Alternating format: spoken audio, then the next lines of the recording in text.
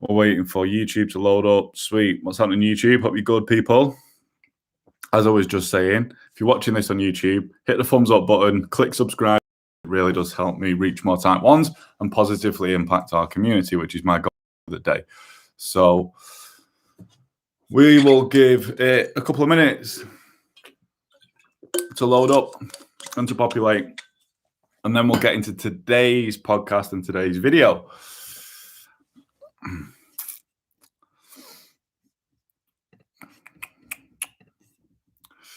We're waiting for Instagram to do its thing.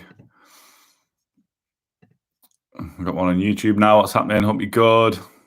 Guys, if you're watching this on the replay, as I always ask, please give me a hashtag replay so I know how many of you guys watch it on the replay. Thank you. We're going to give it 30 seconds and then we're going to get straight into it.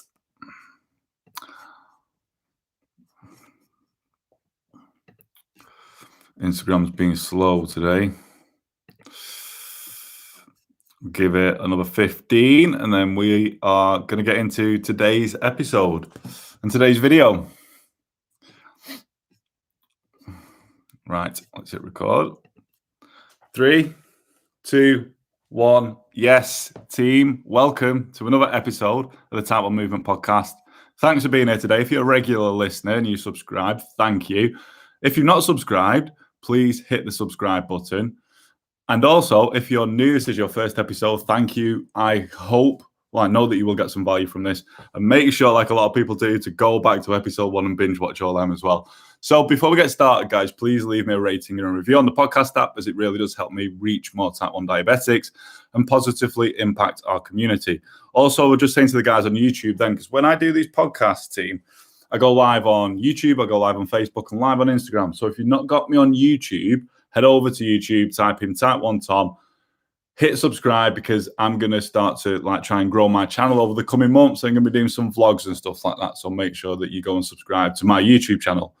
So today's episode, we're going to actually, before we get started, I'm going to tell you a little bit of a story. So I was sat here this morning and I was looking at my vision board. Now, guys, if you don't know what a vision board is, it's basically something that you create at the start of the year. I suppose you could do it halfway through the year. And it's like what you want to achieve in that year. Yeah. So I always categorize my goals into 3 categories, like wealth, health, and relationships. So I've got those as like headings on my vision board. It's a cork board. And at the start of this year, 2021, I printed off pictures of things I wanted to achieve. And recently, I've been like, when you kind of lose your way a little bit, or you lose that drive. So I was looking at my vision board and things I want to achieve. And I was looking at someone, I was like, well, I've achieved this. And that kind of started to make me feel a little bit better. But then I was like, right, well, there's other things that I want to achieve. So this morning, I've spent updating my vision board, sticking extra things on it that I want to complete and achieve before the end of this year. And you know what? That's really, really helped me kind of reignite my fire, if you like, to what I want to get out of this year. So little moral of this story is, if you ever feel like you know your goals, you're achieving things, but you're getting a little bit lost, and you lose that fire a little bit, add some more shit in there to get that spark going again. Add some more stuff in there to get that spark going again. I think I actually did a full podcast episode. I'm not sure which number it is, about a vision board and goal setting. So it's something that I highly recommend. I recommend it to all my clients, because it's meant to be the fucking power of manifestation. But I don't believe in some of that shit. But I do believe if you have a visual image of what you want to achieve and you keep thinking about it, your actions are going to align with that. And there's a high probability that you're going to get that, you're going to achieve that goal, in opposed to not, and it just being in your head and you're forgetting when shit gets a little bit tough. So a little bit of a story there for you guys before we get into this episode, which is going to be 5 things that I do if I could go back to my diagnosis period, like when I was diagnosed. So I was diagnosed at 21 years old. I'm 34 at the time of recording this. And I know not everyone's diagnosed that late, or some people are diagnosed as toddlers with Type 1 and some people are born with it. But I wanted to share 5 things I'd do if I could go back to my diagnosis period. Now, before I start this, guys, I have got no regrets at all with how I handled things when I was diagnosed. No regrets, because I believe certain things happen for a reason. Everything's comes in due course and due time. But I still wanted to share these 5 things with you guys, as I believe that they're going to be valuable to you. They're going to be valuable to you. And these 5 things are going to be applicable if you're newly diagnosed or if you've been type 1 for like 40 odd, 50 odd years. It doesn't matter. These 5 things that I'm going to share with you are still going to be applicable to you. So we're going to get straight into it now. The first thing is, and this is something that I don't regret, but let's go. I wish I would have started working out sooner. Now, if you know my story, it took me 3 or 4 months to actually work out. And exercise was my life. Like, I'd trained in the gym since I was 16, but when I got to 21, diagnosed as type 1, managed to kind of get my levels under control. But I spent 3 or 4 months kind of doing that. And then I was like, without exercise, I completely cut exercise out. And then I was like, man, I'm not going fucking exercising. I'm not going to go and work out at the gym because I don't know what it's going to do to my levels. And it took me 3 or 4 months to actually get out my own way and go and exercise because I loved exercising. So I don't like using the same wish, but I should have started doing that sooner. I didn't, and I learned from it. I should have started doing that sooner, though. And I think that would have allowed me to learn more much quicker. Yeah, learn more much quicker. Not that I didn't learn when I started doing it. Same with you guys, but it would allow me to learn much quicker. I could have had a fucking 3 or 4 month head start. So that'd be my tip to you. Like, if you're not working out, you're scared of working out, you're trying to work out and you're getting highs, you're getting lows. Like, first thing is make sure you're actually working out. Second thing is stick with it because it's all a learning curve. Like, stick with it. Like I say, like, looking back, I do wish that I wouldn't have waited that long. I did, but it would have allowed me to learn a bit more about working out and managing glucose levels a lot sooner. So that's the first thing. The second thing is something that I actually did, team, and it's something that I do recommend. And this is experimented with different ways of eating. Now, I have done so many different diets, like through being a coach so I can understand what they do, but also through being a type 1 diabetic as well. So I've gone low carb, you know, all you fuckers know what that is. I've gone keto. I've done intermittent fasting. What else have I done? I've never done Weight Watchers. I've never done Slimming World. I fucking never will because I've never agreed with them. That's just my personal opinion. But I've tried so many different ways of eating. I was vegetarian a couple of years ago. I was vegan as well. So I went veggie and I took it one step further. I went vegan. So I've tried and experimented with so many different ways of eating to understand and see what they're going to do to me in terms of my blood glucose. Because I wanted that knowledge. Because if I've got clients coming to me who are that, I'm like, well, yeah, I've tried that and this is how I found, but let's work together and stuff like that. Like, so I wanted that knowledge, and that's only going to come from experimenting. So I always say this to my clients, and I'll say this to you guys as well. Go and experiment with different ways of eating. If you've been stuck to a certain way of eating, go and experiment with different ways. Even if you're not planning on sticking to that long term, it's still going to give you some knowledge and some power and some fucking arsenal in your fucking diabetes bag, isn't it? Yeah. So experiment with different ways of eating. Like I said, this is something that I actually did. From the main reason is I was intrigued. I wanted the knowledge. I wanted the power to know what these different ways of eating would actually do. I will always say this though, like, if you find a way of eating and you think you can stick to that long term, you're winning. But there's nothing wrong in straying the course, if you like, and trying different ways of eating. Just to see what's going to go on. The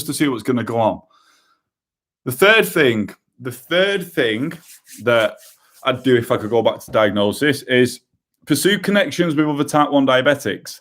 I would have actively pursued connections with other type 1 diabetics. Now, when I was diagnosed, like 13 years ago, what have you now, there was no Facebook community groups. There wasn't a big type 1 community on Instagram. There wasn't really many places you could go and chat with other type 1s. Locally now, it's come on a lot. The only thing I remember is when I was seeing a specialist in the hospital, and they said, oh, we've got a group of people, of type 1s that come in and they do like a coffee morning thing and stuff like that. And they told me that they were quite old and that there's no one really around in the 20s. There was maybe 1 or 2, but they was quite old and stuff.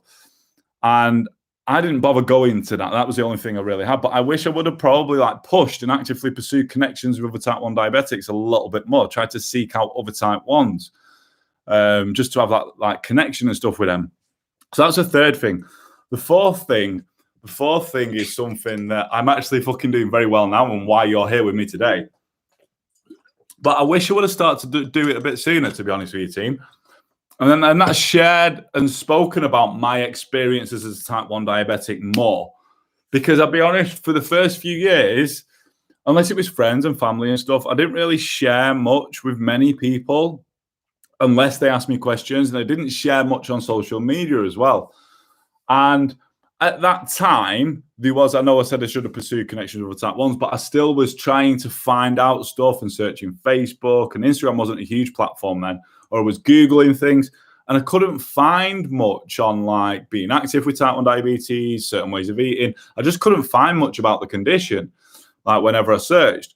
And I think then if I would have been kind of documenting my journey upon diagnosis and sharing my experiences, someone like me could have been searching, they could have found that. Luckily, I've changed that around today because I've got podcasts.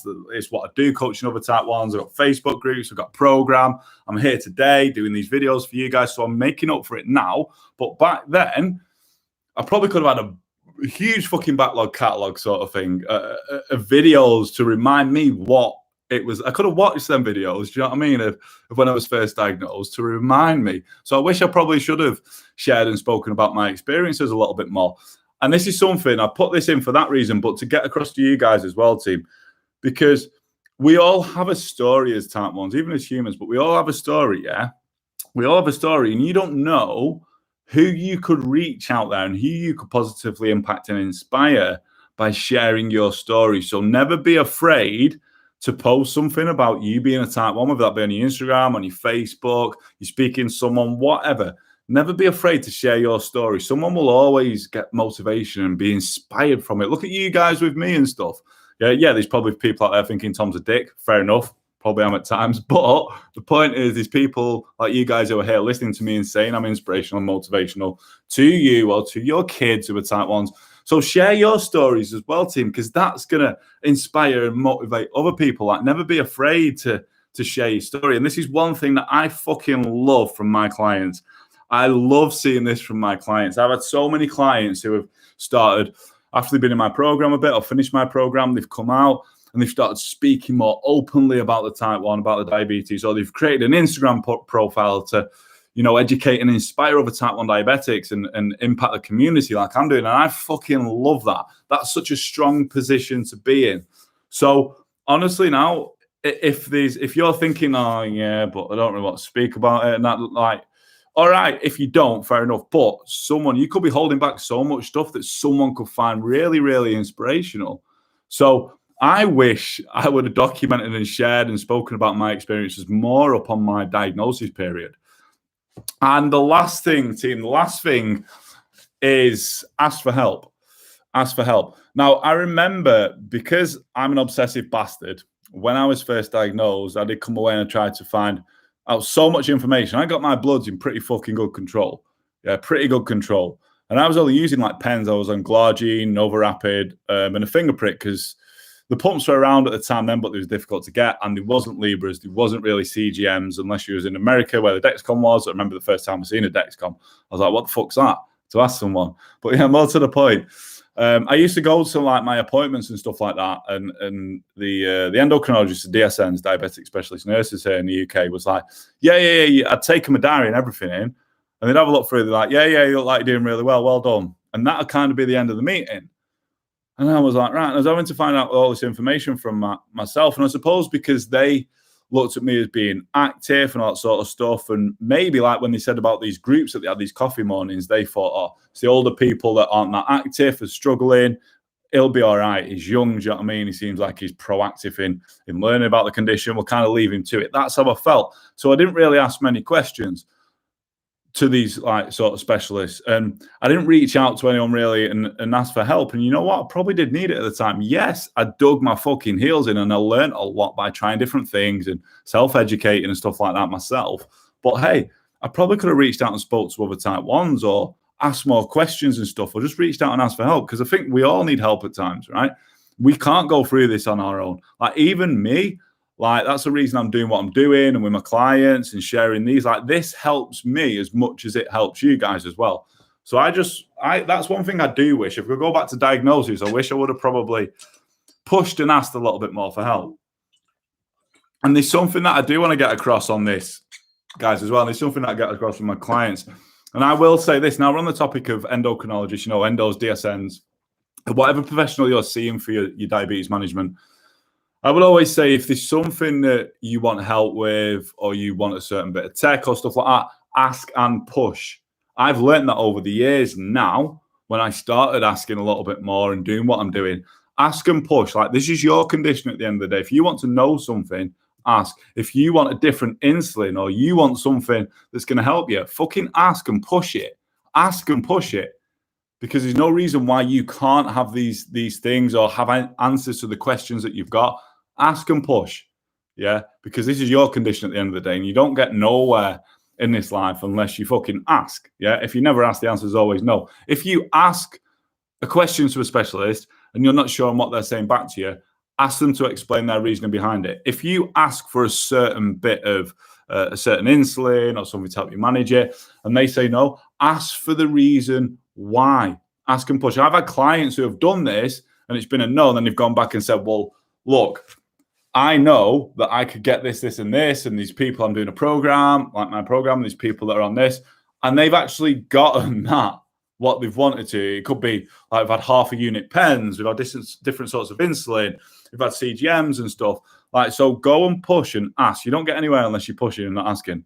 Yeah, because you got to remember, you're under the care, and same with me, of so many different type 1s for these nurses that I hate saying this, but a lot of the time you're looked at as just a number, which is unfortunate, but that's the way the system is sometimes. So you need to stand out, you need to ask and push. So guys, I'm going to recap towards the end now. 5 things that I'd do if I could go back to when I was first diagnosed. First thing is started working out sooner and got out my own fucking way and not waited 3 or 4 months. The second thing, which I did actually do, is experiment with different ways of eating. Third thing is actively pursued connections with other type 1 diabetics. Number 4, shared and spoken about my experiences more, even though I'm making up for that now. But like I said, I could have had a backlog sort of fucking catalogue of posts and videos upon me being diagnosed and stuff. That would have been mega to look back on. So, and something to inspire you guys as well. Like, start speaking about yourself as a type 1 in your journey and stuff. Document it. Years down the line, you're going to be able to look back. And number 5 is ask for help. Team, that is it. If you got value from this episode, please leave me a rating and a review on the podcast app, as it really does help me reach more type 1 diabetics and positively impact our community. Guys, I just want to say how much I appreciate you being here and listening to this, watching this if you're watching this on the live, listening to this if you're listening on the podcast. Make sure you hit subscribe on the podcast app as well, like I said at the start. Go over to my YouTube channel, Type 1 Tom. Hit like on some of the videos, help me promote the channel, hit subscribe, because I really do appreciate that, team. And thank you very much for taking the time out of your day to listen to me or to watch me. I really do appreciate you. That is it for this episode. That is it. Until the next episode, team. Peace.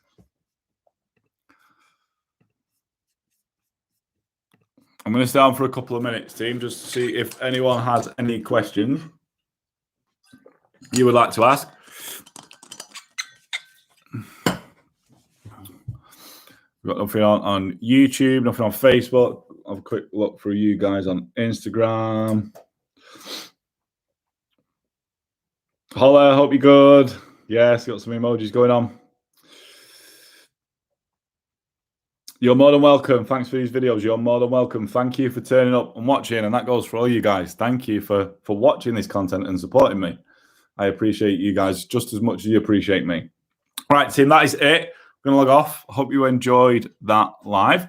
And until the next one, peace.